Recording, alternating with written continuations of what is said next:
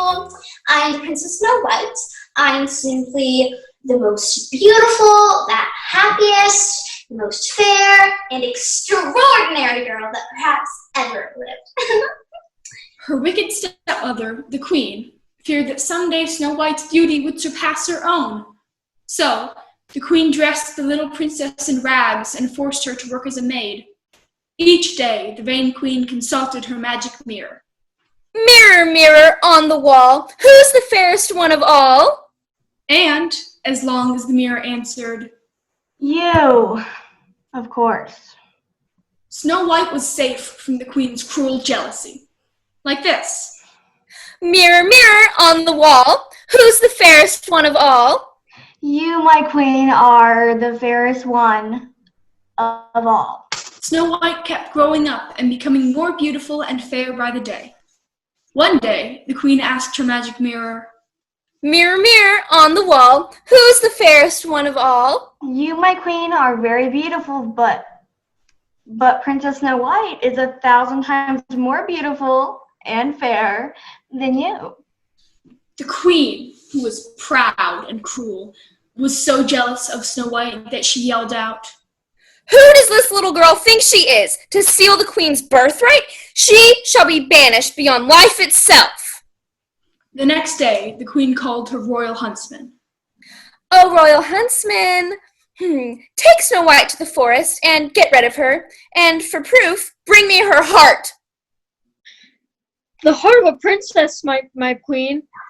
But that would mean I'd have to Do it now. I'll do as you say, my queen. The huntsman took the poor girl into the forest, deep into the woods. My! It is awfully dark in here. I've never been this far into the woods. The huntsman took out his sword, and Snow White turned just in time to see him raise it over her head. Oh, please, sir! Please, spare me! Please, spare your princess! I've been ordered to, but I can't do it. I can't do it. The royal huntsman dropped his sword. Forgive me. She's mad. She's jealous. She'll stop at nothing. The queen. The queen? Now run. Go, child. Hide in the forest. No, never come back. Now go. Go. After Snow White ran off, the huntsman went back to the queen and told her that the deed had been done, and presented her with the heart of a deer. The queen held it as if it were a trophy. At last, she is gone, and I am the most beautiful and fair in the land. Snow White ran through the woods until she could not run any longer. At last, she lay down and fell asleep. When she awoke, she was surrounded by many animals of the forest and birds just above her head. The birds sang a beautiful song to her, as if they understood her plight. And when they had finished singing, Snow White said, Oh, dear birds, please help me. I'm lost and have nowhere to go. I cannot sleep in the trees like you do, and certainly can't keep sleeping on the ground like the other animals do. I mean, no offense, but what if an ant crawls on me, or a worm gets in the mouth? Ew! Gross. Yeah, no, really. I need some help here. So the animals led her to the edge of the forest, where she could see a small clearing in the trees. It must be a little house. What an odd little cottage. So little and cozy. But odd. I'm going to go check it out. Thanks for us, animal friends. Snow White just let herself right into the cottage without even knocking. And when she was inside, she exclaimed, Oh, how odder still. It was the house of the 7 dwarves, Priscilla, Petunia, Musty, Dusty, Rusty, Crusty, and Pat, who, during the day, worked in the mountains, helping to keep the rocks shiny and the dirt clean. Inside the odd cottage, there was a small table set with 7 little plates, 7 little cups, 7 little spoons, and 7 little chairs. Snow White ate a little from each little plate, drank a little from each little cup, and then she went to sleep in one of the little beds. The 7 dwarves came home from the mountains, and as they approached the cottage, they said, Someone or something has been inside our house. The door is open. The lights are on. The dwarves cautiously entered their house and could not believe what they found. Who has been eating from my plate? And who has been using my good napkin? And who has touched my perfectly aligned chair? Who has been drinking from my world's best dirt cleaner mug? That's bad. Look over there. Yeah, what the heck? Who is sleeping in my little bed? It's a little girl. Huh? A what? A little. You mean a real little? A girl? A little girl? Doors, stay down. Stay low. We're already pretty low. I mean, being dwarves and all. Approach very quietly. Don't wake her up. She looks so peaceful. Just like a sleeping child. She is a sleeping child. Shh. Let her sleep. And with that, the dwarves all lay down on the floor and fell asleep themselves. The next morning, when the sun shone through the windows of the little cottage, Snow White woke up to find all 7 dwarves surrounding the bed, staring down at her. Who are you? Who are we? Who are we? Are you seriously asking us who we are? I mean, that has got to take the cake. Who are we? It's funny because she broke into our house. She wants to know who we are? That is funny. Hush, dwarves. We get it. And side note, it's not really funny as much as it is ironic. Excuse me, but who are you? My dear, although you have been eating our food and slept in our bed. We have no idea who you are. It is you who must tell us who you are. Go ahead, we're listening. With the 7 dwarves surrounding her bed, Snow White began to tell her story. So good, dwarves. That is my fascinating yet tragic story. I've nowhere else to go. Excuse us, Snow White, dwarves. Let's all huddle up. After about an hour, the dwarves broke their huddle. With hands into the center of the circle, they did their usual team break. On 3. 1, 2, 3, break! The dwarves once again surrounded Snow White and smiled up at her lovingly. Do you? Do you want to? Do you want to live? To live with? With us? Oh, yes! How wonderful! Thank you, my little friends. Will I get my own bathroom? And it's settled. Snow White is our new roommate. Everyone was so happy. Snow White's friends, the animals of the forest, gathered around to join in, and they partied all night, doing the electric slide and everyone trying to floss faster than the other. They laughed and danced and ate until they fell asleep. Meanwhile, back at the palace, Mirror, mirror on the wall, who's the fairest one of all? You, my queen, are very beautiful, but Snow White in the cottage with the little doors is 1,000 times more beautiful and fair than you. I thought Snow White was... If this is true, the huntsman lied to me? How could he? I was such a good boss. This cannot be. I ask you again.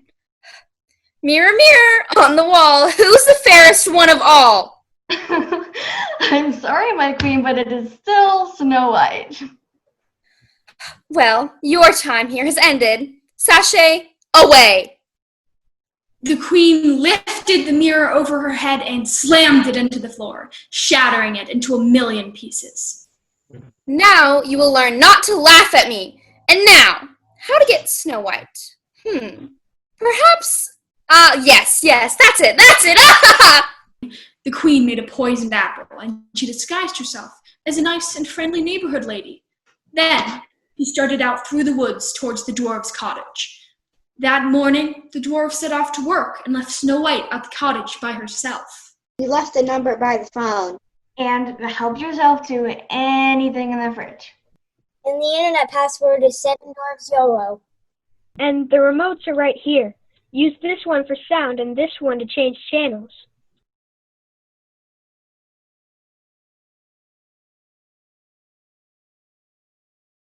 Wow, really? It'll be nice not to have to eat ramen noodles again. Unless it's fruit flavored, I can't get enough of that. Do not open the door for anybody. You do not know what that evil queen might be up to.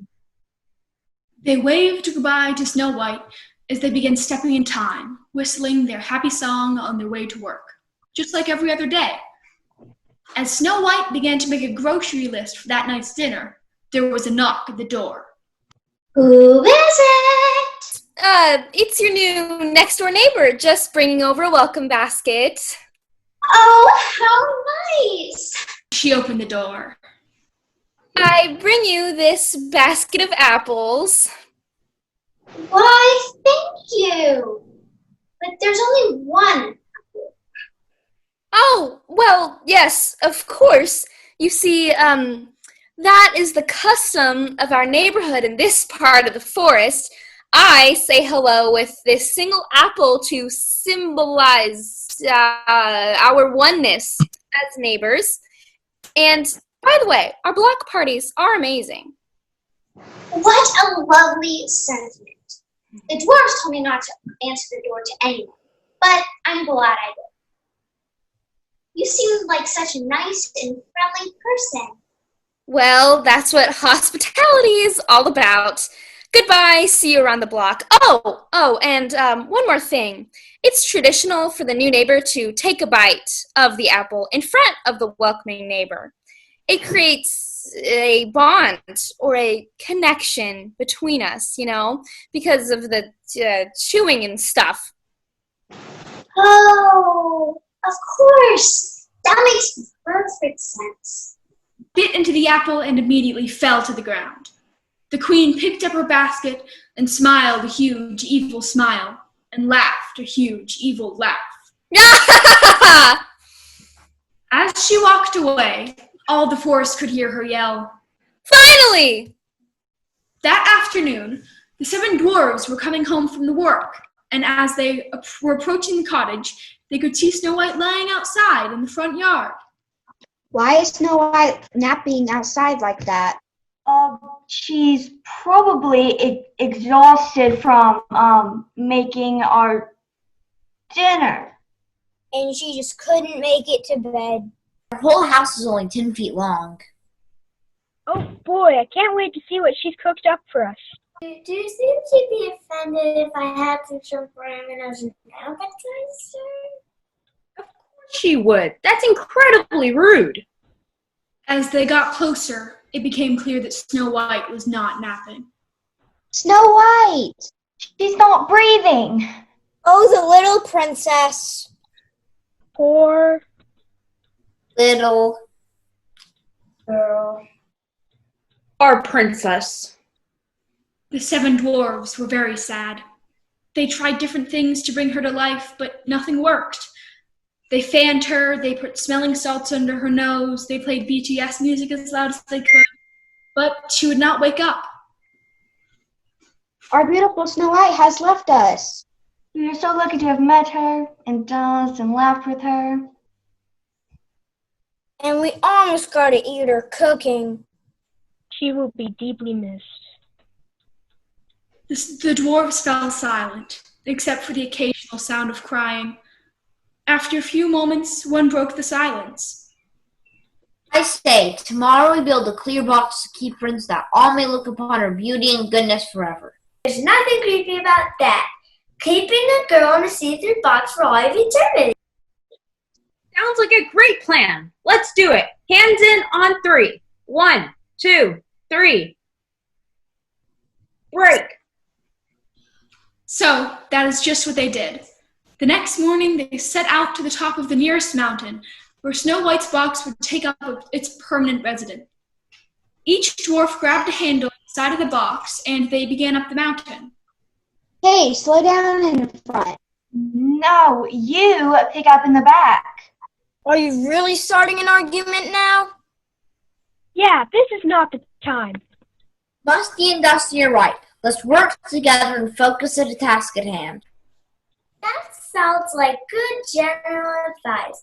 Like, one time when we were at Disney World, I wasn't paying attention, and I stepped into the log ride, and I fell into the water and had this green stuff on me, and... Stop talking and pay attention to what you are doing. At that moment, Prince rode by with his entourage. Excuse me, little people. All gave a deep bow. Arise, arise. There's no need for that. I'm not that kind of prince. I'm the type that always wears purple and sings all the time. Now, let me take a look at this box that you are so gingerly and lovingly carrying. Prince got off his horse and knelt beside the box. Why is she in this box? Where are you taking her? Who even are you? So many questions. The dwarves told Prince the whole story. Please allow my entourage and I to assist you. The dwarves carrying the box, Prince and his entourage following behind. Finally, they reached the top of the mountain. Let's put the box on top of this rock. Are you crazy? Yeah, this rock doesn't really look big enough. Besides, it's not very shiny. Yeah, and I noticed the dirt is really dirty over here. The dwarves that work in this part of the forest have never been done for their thorough work. I heard it's because they don't take as many dance breaks as we do. This is not time for gossip. Let's get this box on top of this rock. They lifted the box and tried to fit it atop the rock that, sure enough, was too small. The box fell to the ground and the lid snapped open. Snow White sat up, and the piece of the apple that had been lodged in her throat popped out. Where am I? What's happening? Why am I in a box? Why are you staring at me? So many questions. Snow White, it is I, Prince. The prince? Prince. You know, the kind of prince that wears purple all the time and sings the cool songs. Oh, whatever. I want you to marry me and come live in my palace, and we'll be delirious for the rest of our lives. That would be super crazy. Chill. I would love that. Like, really? Like, you really like me? Let's go crazy. You've got the look. This is what it sounds like when doves cry. You shall wear a raspberry beret to show that you are the hippest chick in the land. Oh, Prince! I can't wait to ride your little red Corvette. And the 7 dwarves will be here too. We'll eat and drink and dance, and we'll all be happy. Will there be shrimp ramen? As much shrimp ramen as you want. Snow White and the dwarves and Prince and his entourage laughed and did the electric slide and the Macarena and some dabbing, just like that first night when Snow White came to live with the dwarves. And the queen, well, she never looked into another mirror for the rest of her life. I see you laughing out there. It's not funny. It's just not funny or fair or... And everyone else up there, except the queen, lived happily ever after. Just like some kind of fairy tale.